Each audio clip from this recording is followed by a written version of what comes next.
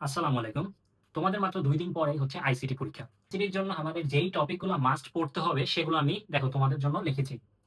আমাদের আইসিটিতে মোট চ্যাপ্টার হচ্ছে ৬ টা। তো এই ৬ টা চ্যাপ্টারের সবকিছু পড়ার দরকার নেই। কি, কি পড়তে হবে দেখো। চ্যাপ্টার 1 থেকে মনে রাখবা কয়টা সিকিউ আসবে? চ্যাপ্টার 1 থেকে একটা সিকিউ আসবে। একটা সিকিউ। চ্যাপ্টার 1 থেকে আসবে একটা সিকিউ। তো এই একটা সিকিউর জন্য আমাদের কি সব টপিক পড়ার দরকার আছে? না ভাই, সব টপিক পড়ার দরকার নাই। তুমি যেটা সবচেয়ে বেশি ইম্পোর্টেন্ট সেটা হচ্ছে বায়োমেট্রিক্স এবং এর প্রকারভেদ। প্রথমে যে কোনো একটা বই খুলবা, খোলার পরে বায়োমেট্রিক্স এবং বায়োমেট্রিক্স এর যত প্রকারভেদ আছে সবগুলো পড়ে ফেলবা। এটা খুবই ইম্পর্টেন্ট একটা টপিক, বায়োমেট্রিক্স এবং এর প্রকারভেদ। ধরো তোমার পরীক্ষায় দিয়ে দিবে একটি শিক্ষক ফিঙ্গারপ্রিন্ট ব্যবহার করছে আর একটা ভয়েস রিকগনিশন ব্যবহার করছে, এই দুইটার ভিতরে কোনটা ভালো কোনটা তুলনা করো, সব প্রকারভেদ গুলো একটু পড়ে যাও। তারপরে জেনেটিক ইঞ্জিনিয়ারিং, মনে রাখবা জেনেটিক ইঞ্জিনিয়ারিং এর যাবতীয় যা যা আছে সবকিছু পড়বা। পাশাপাশি বায়ো ইনফরমেট্রিক্স, কেন এটা লিখছি?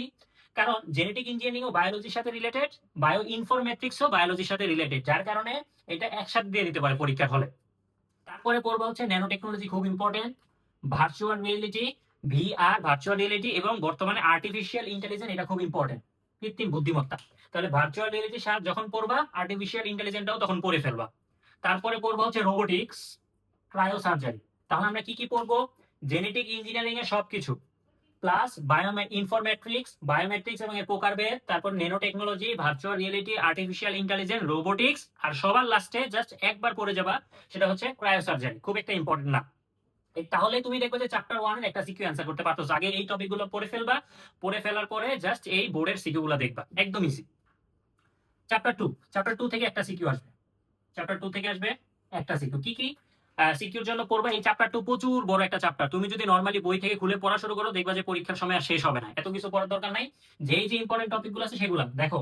ওয়াইম্যাক্স, তার মাধ্যম এবং তার বিহীন মাধ্যম, এটা খুবই ইম্পর্টেন্ট। ওয়াইফাই, ওয়াইম্যাক্স, ব্লুটুথ, এই তিনটা জিনিস খুবই ইম্পর্টেন্ট। পাশাপাশি বিভিন্ন রকমের কেবল, কি কি কেবল আছে? টুইস্টেড পেয়ার কেবল, কো অক্সিলারি কেবল এবং অপটিক্যাল ফাইবার কেবল। তোমাদের পরীক্ষায় অপটিক্যাল ফাইবারের গঠন অনেকবার আসছে, একটু ভালো করে পড়ে যাবা। তারপরে হচ্ছে খুবই ইম্পর্টেন্ট একটা ইম্পর্টেন্ট টপিক হচ্ছে ট্রোপোলজি। হ্যাঁ, এই ট্রোপোলজির চিত্র পরীক্ষায় খুবই ইম্পর্টেন্ট, অনেক আসে। ট্রোপোলজির 3টা বা 4টা ট্রোপোলজি দিয়ে দিবে। এগুলো চিত্র দেখে তোমার আইডেন্টিফাই করতে হবে, প্লাস কোনটা বেশি ভালো এবং তার গঠন ব্যাখ্যা করতে বলতে পারবে, বা কোনটা ব্যবহার করা সুবিধাজনক এবং তুলনা করতে বলতে পারবে। তারপরে যেটা পড়বা, বিভিন্ন নেটওয়ার্কের যে কাঠামোগুলো আছে, যে ল্যান, প্যান, ম্যান, তারপর ক্যান, এইগুলোর বিস্তারিত একবার পড়বা, আসতে পারবে। তারপরে বিভিন্ন প্রকার মোবাইল ফোনের যে প্রজন্মগুলো বা জেনারেশন গুলো আছে, 4G 3G, কখন মেসেজ দেওয়া শুরু হয়েছে, কখন কলিং বা কি কি ফিচার্স আছে, এই জিনিসগুলো একটু ভালো করে পড়বা, আসতে পারে। আচ্ছা, তারপরে হচ্ছে data transmission. Data transmission method এবং মোড, এটা পড়বা। তাহলে তোমার এখানে কি আছে? অ্যাসিনক্রোনাস, সিনক্রোনাস, এই জিনিসগুলো, plus half duplex, full duplex, যাবতীয় যা যা কিছু আছে এগুলো একটু পড়বা। জাস্ট খালি এই টপিকগুলো পড়ে যাবা। তুমি যদি বলতে চাও যে ভাই এখানে সবচেয়ে বেশি ইম্পর্টেন্ট কোনটা, সেটা হচ্ছে আমি 1 নাম্বার যেটা লিখেছি সেটা সবচেয়ে বেশি ইম্পর্টেন্ট, আর হচ্ছে 2 নাম্বার যেটা লিখেছি সেটা হচ্ছে সবচেয়ে বেশি ইম্পর্টেন্ট। এই দুইটা জিনিস সবার প্রথম পড়ে ফেলবা, তারপরে বাকিগুলো পড়বা। তাহলে দেখবে একটা সিকিউ অ্যান্সার করতে পারতেছো। এবার হচ্ছে চ্যাপ্টার 3। চ্যাপ্টার 3 থেকে দুইটা সিকিউ আসবে। কয়টা? দুইটা সিকিউ। দুইটা সিকিউ আসবে। যাদের বাংলা লিখতে একটু সমস্যা হয়, বা বাংলা লিখলে সাধারণত এইটা যদি অ্যান্সার করো তোমাকে 8 অথবা 9 দিবে। এটা তো কত? 8 অথবা 9 দিবে। কিন্তু যারা একটু বুদ্ধিমান তারা হচ্ছে চ্যাপ্টার 3, চ্যাপ্টার 4, চ্যাপ্টার 5 এগুলো দিয়ে 5টা সেন্টেন্স অ্যান্সার করতে পারবা। এগুলা করলে একদম 10 এ 10 ফুল পাওয়ার পসিবিলিটি অনেক বেশি। তাহলে দেখো চ্যাপ্টার 3 তে কি কি পড়বা। এটার দুইটা অংশ আমরা জানি, একটা হচ্ছে লজিক গেট বা ডিজিটাল ডিভাইসের অংশ, আর একটা হচ্ছে সংখ্যা পদ্ধতির অংশ। তাহলে সংখ্যা পদ্ধতি থেকে একটা কোশ্চেন আসবে, আর লজিক সার্কিট যে পাঁচটা আছে বা ডিজিটাল ডিভাইস ওইখান থেকে একটা আসবে। তাহলে আমাদের সবার প্রথম এই জায়গার যে সংখ্যা পদ্ধতি আছে সেটা যেটা পড়তে হবে সবার প্রথম, সেটা হচ্ছে 2 এর পরিপূরক। এটা মারাত্মক লেভেল ইম্পর্টেন্ট, খুবই আসে পরীক্ষায়, খুবই ইম্পর্টেন্ট। 2 এর পরিপূরকটা দ্বারা কি করব? যোগের মাধ্যমে বিয়োগ করব বা পার্থক্য নির্ণয় করব। এটা প্রচুর আসে পরীক্ষায়। লজিক গেট, মনে রাখবা চ্যাপ্টার 3 প্রতিটা চ্যাপ্টারই ক্লাস আমার ইউটিউব চ্যানেলে দেওয়া আছে। চ্যাপ্টার 3 যেটা আছে সেটা একদম সুন্দর করে মাত্র 1 ঘন্টায় লজিক গেট এবং সংখ্যা পদ্ধতি সবকিছু বোঝানো আছে। তোমরা এই টপিকগুলো আগে আমার ওই ক্লাসটা থেকে করে নিবা, করে টেস্ট পেপার সলভ করবে, তাহলে দেখবা যে দুইটা সিকিউ অ্যান্সার করতে পারতেছো। তাহলে 2 এর পরিপূরকটা করবা সবার প্রথম। তারপরে যেটা করবা সেটা হচ্ছে রূপান্তর। কি কি রূপান্তর করবা ভাই? এখানে প্রচুর রূপান্তর আছে, সব ডিটেলস করানো আছে। ডেসিমেল থেকে বাইনারি, ডেসিমেল থেকে অক্টাল, ডেসিমেল থেকে হেক্সাডেসিমেল, প্লাস আননোন একটা বেস দেওয়া থাকবে, সেটার সংখ্যা পদ্ধতি রূপান্তর করতে বলতে হবে। এটা খুবই ইম্পর্টেন্ট, কারণ আমরা জানি কি বাইনারি, অক্টাল, হেক্সাডেসিমাল এগুলো সবকিছু জানি, কিন্তু আমাদের বলবে যে 3 ভিত্তিক সংখ্যা পদ্ধতি, 4 ভিত্তিক সংখ্যা পদ্ধতি, 5 ভিত্তিক সংখ্যা পদ্ধতি, একটু ডিফারেন্ট জিনিসগুলো দেওয়া থাকতে পারে। এবং রূপান্তর, ডেসিমেল থেকে যে কোনো সংখ্যা পদ্ধতি, আবার যে কোনো সংখ্যা পদ্ধতি থেকে ডেসিমেল, বাইনারিতে, এগুলা এবং যোগ বিয়োগ, এগুলো একটু ভালো করে পড়বা।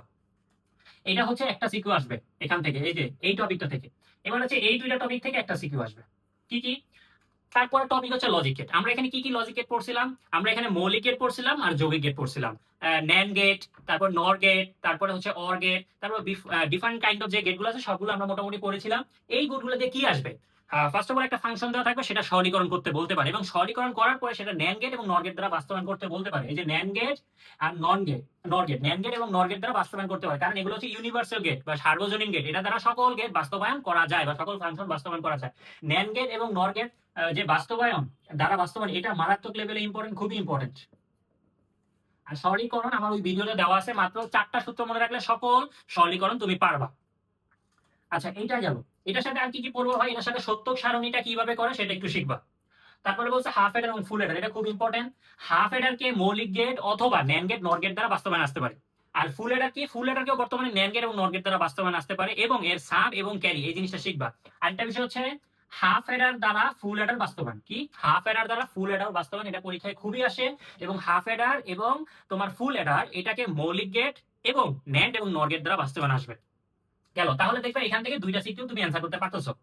আচ্ছা, তারপরে যদি আমরা দেখি চ্যাপ্টার 4 হচ্ছে HTML। এখান থেকে একটা বাংলা কোশ্চেন আসে, সেটা হচ্ছে ওয়েবসাইটের স্ট্রাকচার বা কাঠামো।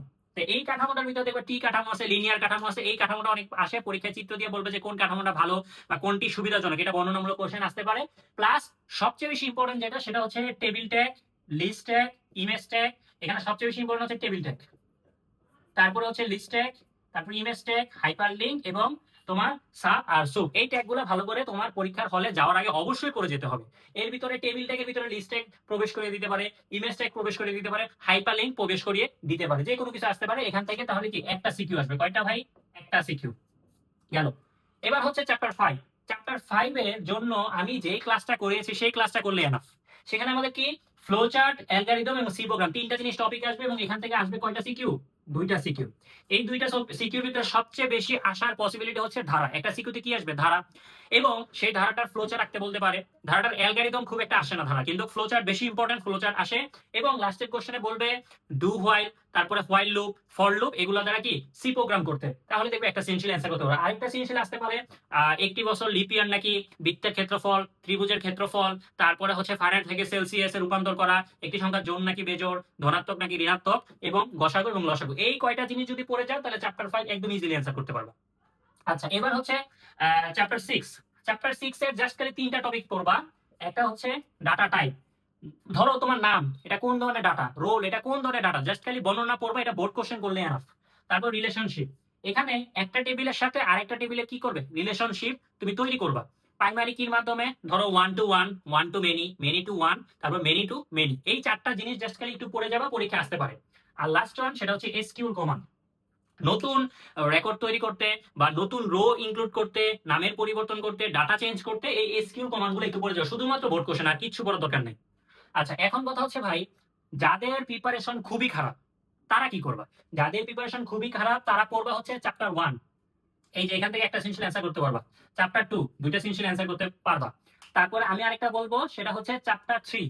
চ্যাপ্টার 4, 5, 6 তুমি যদি না পারো দরকার নাই, চ্যাপ্টার 3 পড়বা। তাহলে দেখো এখান থেকে একটা অ্যান্সার করতে পারবে, এখান থেকে অ্যান্সার করতে পারবে, এখান থেকে দুইটা অ্যান্সার করতে পারবা।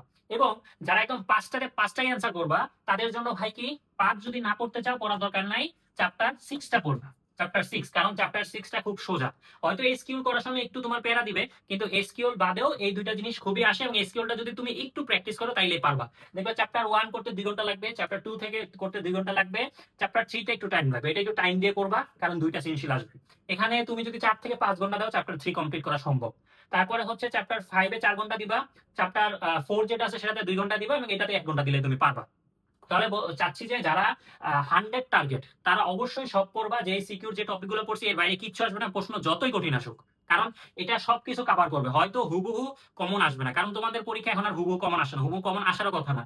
তোমরা জাস্ট খালি টপিকগুলো পড়ে যাবে, এই টপিকগুলোকে একটু ঘুরিয়ে পেঁচিয়ে এগুলোই আসবে। তোমরা জাস্ট খালি কোশ্চেনটা দেখে বুঝে অ্যান্সারটা করে দিয়ে আসতে পারলে ভালো করবা, কারণ এই আইসিটিতে প্রতি বছর সবচেয়ে বেশি ফেল করে, যা তোমাদের করা যাবে না।